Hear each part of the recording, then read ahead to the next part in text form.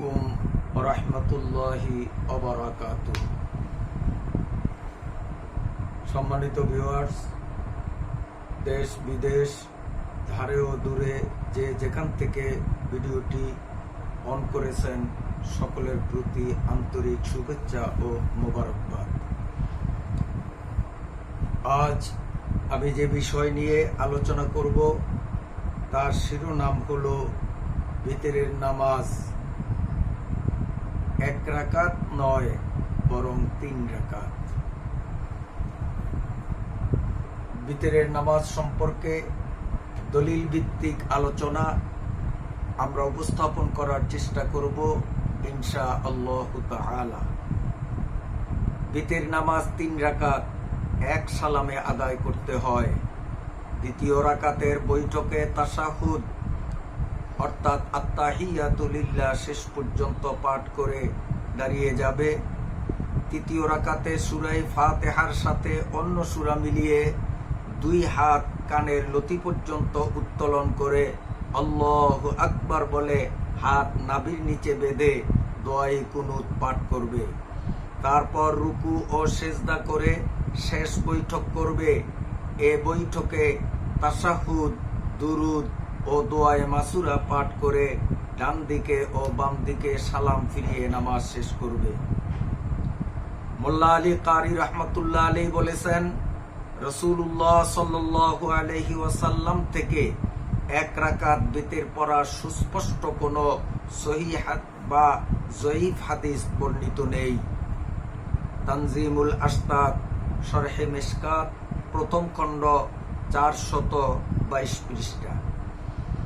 সুনানে নাসাইতে হযরতে আয়েশা রাদিয়াল্লাহু তাআলা আনহা হতে বর্ণিত, তিনি বলেন, কানা নবী সাল্লাল্লাহু আলাইহি ওয়াসাল্লাম লা ইউসাল্লিমু ফি রাকাতাইল ভিতর, অর্থাৎ নবী সাল্লাল্লাহু আলাইহি ওয়াসাল্লাম ভিতরের দ্বিতীয় রাকাতে সালাম ফিরাতেন না।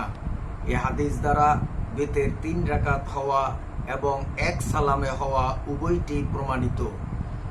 ইমাম হাকিম রহমতুল্লাহি আলাইহি হযরতে আয়েশা সিদ্দিকা রাদিয়াল্লাহু তাআলা আনহা হতে বর্ণনা করেন, আন আয়েশাতা রাদিয়াল্লাহু তাআলা আনহা قالت কানা নবী সাল্লাল্লাহু আলাইহি ওয়াসাল্লাম ইউতিরু বিসালাতিন লা ইউসাল্লিমু ইল্লা ফি আখিরিহিন্না। অর্থ, হযরত আয়েশা রাদিয়াল্লাহু তাআলা আনহা বলেন, নবী সাল্লাল্লাহু আলাইহি ওয়াসাল্লাম 3 রাকাত ভিতর নামাজ পড়তেন এবং শুধু শেষ রাকাতেই সালাম ফিরাতেন। দারাকুতনি ও বাইহাকি রাহিমাহুমাল্লাহ হযরত ইবনে মাসউদ রাদিয়াল্লাহু তাআলা আনহু হতে বর্ণনা করেন, আন ইবনে মাসউদ রাদিয়াল্লাহু তাআলা আনহু قال ভিতরুল লাইলি সালাতুন কা ভিতরিন নাহার আয় কা সালাতিল মাগরিব। অর্থ, ভিতর নামাজ মাগরিবের নামাজের মতোই 3 রাকাত, অর্থাৎ যেমন মাগরিবের নামাজে দ্বিতীয় রাকাতে সালাম ফিরাতে হয় না বরং তৃতীয় রাকাতেই সালাম ফিরাতে হয়, অনুরূপ ভিতর নামাজও 3 রাকাতই হবে এবং সালাম তৃতীয় রাকাতের শেষেই হবে। নাসাই ও তিরমিজি শরীফে বর্ণিত হাদিস দ্বারাও নাসাই ও তিরমিজি শরীফে বর্ণিত হাদিস দ্বারাও ভিতর নামাজ 3 রাকাত হওয়া ও সালাম তৃতীয় রাকাতেই ফিরানো প্রমাণিত। সহিহ বুখারী শরীফে বর্ণিত হয়েছে, হাদ্দাসানা আসিম قال سألت أنس بن مالك رضي الله تعالى عنه عن القنوت فقال قد كان القنوت قلت قبل الركوع أو بعده قال قبله। অর্থ, হযরত আসিম রাদিয়াল্লাহু তাআলা আনহু থেকে বর্ণিত, তিনি বলেন, আমি আনাস ইবনে মালিক রাদিয়াল্লাহু তাআলা আনহুকে কুনুত সম্পর্কে জিজ্ঞাসা করলাম। তিনি বললেন, কুনুত অবশ্যই পড়া হতো। আমি জানতে চাইলাম রুকুর আগে নাকি পরে। তিনি বললেন, রুকুর আগে। বুখারী হাদিস নং 1002। ইবনে মাজাহ শরীফে বর্ণিত আছে, আন উবাই ইবনে কাব রাদিয়াল্লাহু তাআলা আনহু قال কানা রাসূলুল্লাহ সাল্লাল্লাহু আলাইহি ওয়াসাল্লাম ইউতিরু ফায়াকনুতু ক্বাবলার রুকু। হযরত উবাই ইবনে কাআব রাদিয়াল্লাহু তাআলা আনহু থেকে বর্ণিত, তিনি বলেন রাসূল সাল্লাল্লাহু আলাইহি ওয়াসাল্লাম বিতরের নামাজ আদায় করতেন এবং রুকুতে যাওয়ার পূর্বে দোয়ায়ে কুনুত পড়তেন। ইবনে মাজাহ হাদিস নং 1182।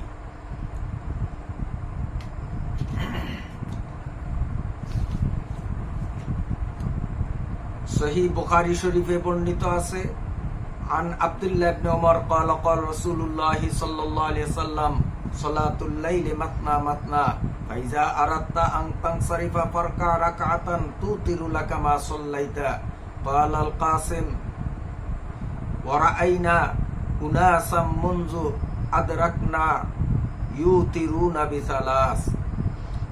অর্থ, হযরত আব্দুল্লাহ ইবনে ওমর রাদিয়াল্লাহু তাআলা আনহু থেকে বর্ণিত, তিনি বলেন হযরত রাসূলুল্লাহ সাল্লাল্লাহু আলাইহি ওয়াসাল্লাম ইরশাদ করেছেন, রাতের নামাজ অর্থাৎ তাহাজ্জুদের নামাজ দু রাকাত করে। তারপর যখন তুমি নামাজ শেষ করার ইচ্ছে করবে তখন আরো 1 রাকাত আদায় করে নেবে, অর্থাৎ 2 রাকাতের সঙ্গে আরো 1 রাকাত মিলিয়ে 3 রাকাত পুরো করবে। তবে তা তোমার পূর্ববর্তী নামাজকে বেজোর করে দেবে। হযরত কাসিম বলেন, আমরা বালিগ হওয়ার পর থেকে লোকদেরকে 3 রাকাত বিতর আদায় করতে দেখেছি। বুখারী শরীফ হাদিস নং 948। সহিহ বুখারী শরীফে আরো বর্ণিত আছে, আন আয়েশা রাদিয়াল্লাহু তাআলা আনহা قالت ইন্না রাসূলুল্লাহ সাল্লাল্লাহু আলাইহি ওয়াসাল্লাম কানা ইউসাল্লি 11 রাকাতান কানাত তিলকা সালাতুহু কানি বিল লাইল ওয়া ইয়াসজুদু সাজদাতা মিন যালিকা কদরা মা ইয়াকরাউ আহাদুকুম 50 আয়া ক্বাবলা আন ইয়ারফা রা'সাহ। অর্থ, হযরত আয়েশা রাদিয়াল্লাহু তাআলা আনহা হতে বর্ণিত, রাসূলুল্লাহ সাল্লাল্লাহু আলাইহি ওয়াসাল্লাম 11 রাকাত নামাজ পড়তেন। এ ছিল তার রাত্রিকালীন নামাজ। এ নামাজে তিনি এত দীর্ঘ সেজদা করতেন যে তার মাথা উঠানোর পূর্বে তোমাদের কেউ 50 আয়াত পর্যন্ত পড়তে পারবে। বুখারী শরীফ হাদিস নং 949। হাদিস বিশারদগণ আলোচ্য হাদিসের 2টি ব্যাখ্যা প্রদান করেছেন। প্রথমত, রাসূলুল্লাহ সাল্লাল্লাহু আলাইহি ওয়াসাল্লাম রাত্রিকালীন 11 রাকাত নামাজ আদায় করেছেন। যদি এখানে রাত্রিকালীন নামাজ দ্বারা ঈশার নামাজ উদ্দেশ্য হয়ে থাকে তবে এভাবে হিসাব হবে: 4 রাকাত ফরজ, 2 রাকাত সুন্নত, 2 রাকাত নফল আর 3 রাকাত বিতর। দ্বিতীয়ত, রাত্রিকালীন নামাজ দ্বারা যদি তাহাজ্জুদের নামাজ উদ্দেশ্য হয়ে থাকে তবে হিসাব এভাবে হবে: 8 রাকাত তাহাজ্জুদ আর 3 রাকাত বিতর। মোট কথা, হিসাব যেভাবেই করা হোক বিতরের নামাজ 3 রাকাতই সাব্যস্ত হবে।